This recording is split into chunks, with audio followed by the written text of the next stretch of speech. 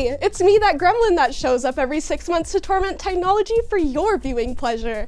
And today is your lucky day because I'm gonna be building another PC. While I have lots of experience being heavy-handed with computer components, I've also learned that they can be quite rugged, making it a little less intimidating for beginner PC builders like me to handle. But the one part that I find the most intimidating is picking out the right components for my configuration. So companies like Corsair and NZXT are creating these build kits to make building a PC for the first time just a bit easier. So first thing I'm noticing is we have this bigger box with all of the smaller components and the case on the inside. I've been informed that this has already been unboxed once, so the way that the components are in the box currently is not how it will come to you. So first we've got the power supply. This is the CX550M, which is a semi-modular ATX power supply. So we have the PC Precision Kit. It's super awesome that they include one of these if you don't already have an LTT precision screwdriver. We've got our Corsair Vengeance LXP RAM. Oh, this is the motherboard. Okay, motherboard labeling drives me nuts because I have no idea what I'm looking at, but this is the Pro B760p Wi-Fi DDR4 motherboard from MSI. And then of course the Intel i5 and our graphics card, 4060. They're stickers. Personally, my favorite part of building PCs and buying PC components is oftentimes they include a little freebie like that, as well as this other not so freebie, because I guess you pay for it with your kit, but you get a Windows key as well. Wish for the best.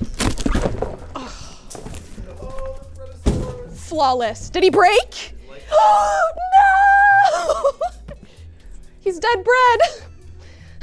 Here's everything out of the box. This is the core set. They also have a few other options if you're looking to upgrade a bit more, but for somebody who's looking to just get their foot in the door, this is a great starter option. So I'm a very visual person. I will oftentimes pick components based on the way they look. So I'm interested to see how this configuration looks all together. But the case itself looks pretty nice. Let's get it out of the box. This is the 4000D Airflow case from Corsair. Oh, this is always the scariest part, like actually starting to take things apart, because now it feels real that I actually have to build a PC again. We didn't have instructions in the box. They may have been thrown out when it was first unboxed, but thankfully they have their manual online. So you can easily reference it if you do end up losing that top sheet or manual. Remove the motherboard from the packaging and place on the anti-static bag. I'm already doing things wrong. Unpack the CPU and install it into the motherboard. So we've got our little Intel Core i5 CPU.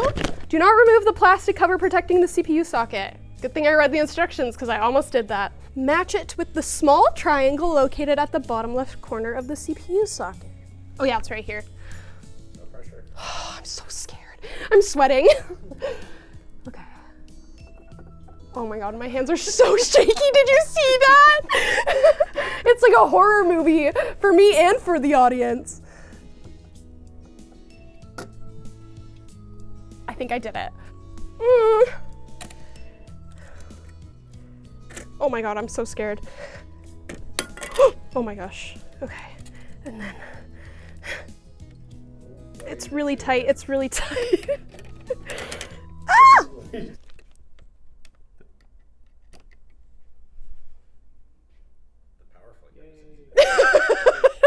This is Corsair's DIY precision screwdriver, and we're gonna test it out initially, but I'll probably swap to the LTT precision screwdriver after the first go around. Oh!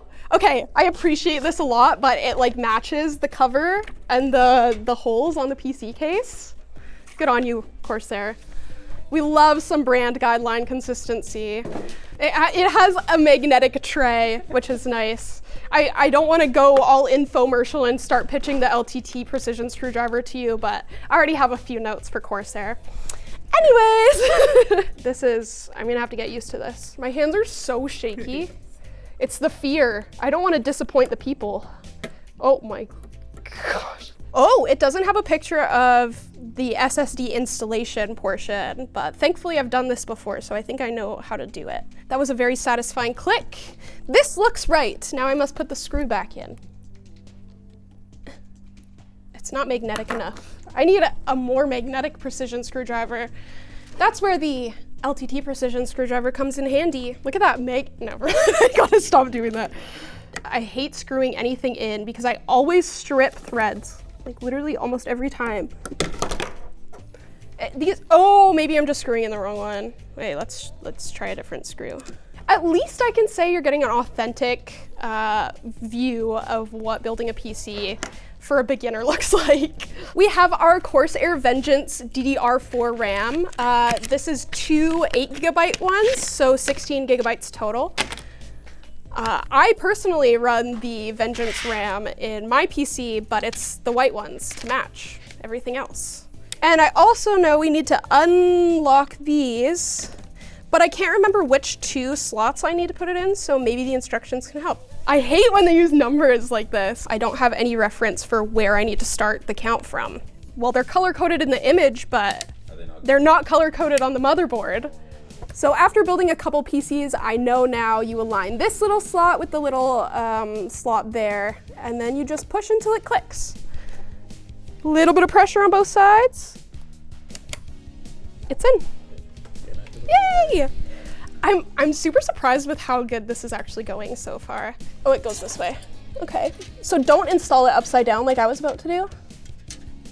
I think that was my first time ever installing an IO shield. And I think I did a good job. Can I get a little, thank you. Where's the fan? Where's the CPU cooler?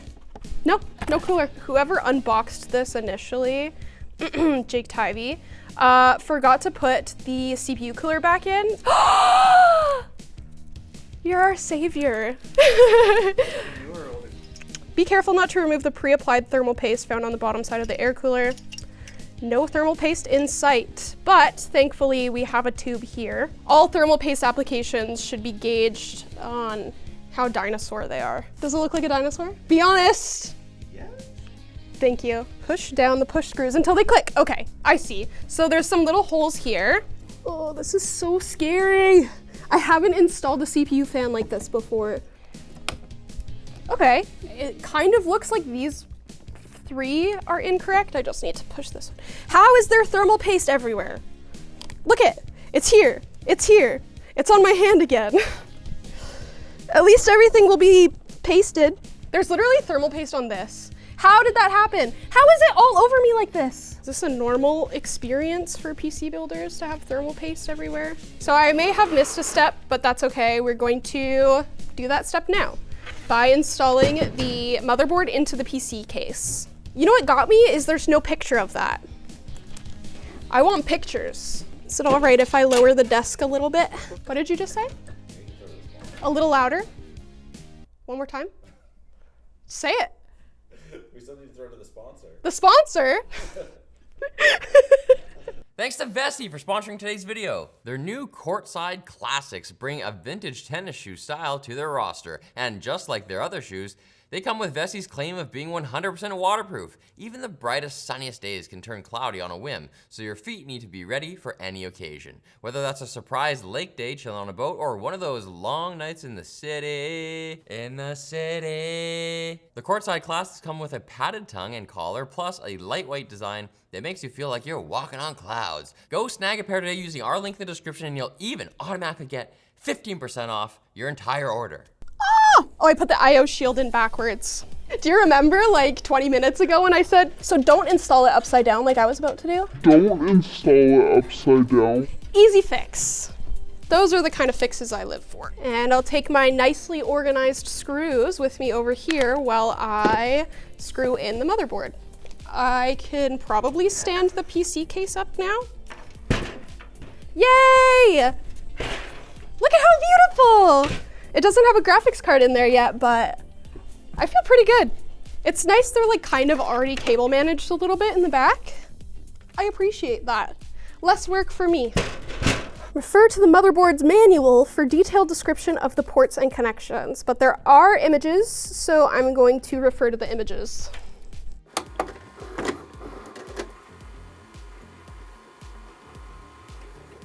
We have this guide now that came with the motherboard. So in fact, all of these that I'm not sure where they go belong together somewhere. Okay, I figured it out, mostly. Yeah, struggling is like a very nice way of saying what was happening. There's thermal paste on the table. Is that where it's coming from? Unbox the power supply. Okay, that's next. I can pose like the boys on Tinder with a fish. There's a lot of cables with power supply, but thankfully, from my experience in the past, usually there's only one port that these can sort of fit into, so it's a little easier to guess, although that wouldn't be my recommendation. I think it goes underneath here. In this little spot, right? That seems right. Probably doesn't matter that much aside from the direction the fan is pointing, which is currently up, but most of the heat is in this area anyways, so maybe it's fine. Oh, okay, so it is the one that's labeled CPU power here, but it's labeled differently in the instruction guide. It's not labeled 24 pin, but I think it has 24 pins, so it's probably right. And that goes here because there's literally nowhere else that it will fit. We have the NVIDIA GeForce RTX 4060 for our graphics card. And we are now in the part of the video where I install that. So brace yourselves. This is gonna get interesting. How did they not tell me to install this? Or like screw it in at least. It's not in the instructions. This has to go with this here, right? Is this the right spot? This has to be the right spot. I took out 3. This one right here. I can hear you cringing. It clicked. Yay! That was absolutely effortless. Grab the PCIe cable. Oh, you mean the cable that I threw? Here it is. It's labeled PCIe. I don't know why you asked me to do videos. Let's get the LTT, the big size LTT screwdriver. This is way easier with this screwdriver. Last screws. And then we should be ready to turn this on. I'm just kidding. Could you imagine all that work and I drop it? Will the computer boot?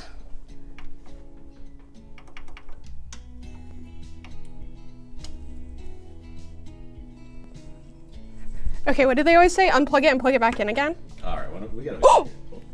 It just lit up. Okay. It's making noises. The CPU cooler is on, and so is the fan, and so is the other fan. Oh. It might help to plug it into the monitor.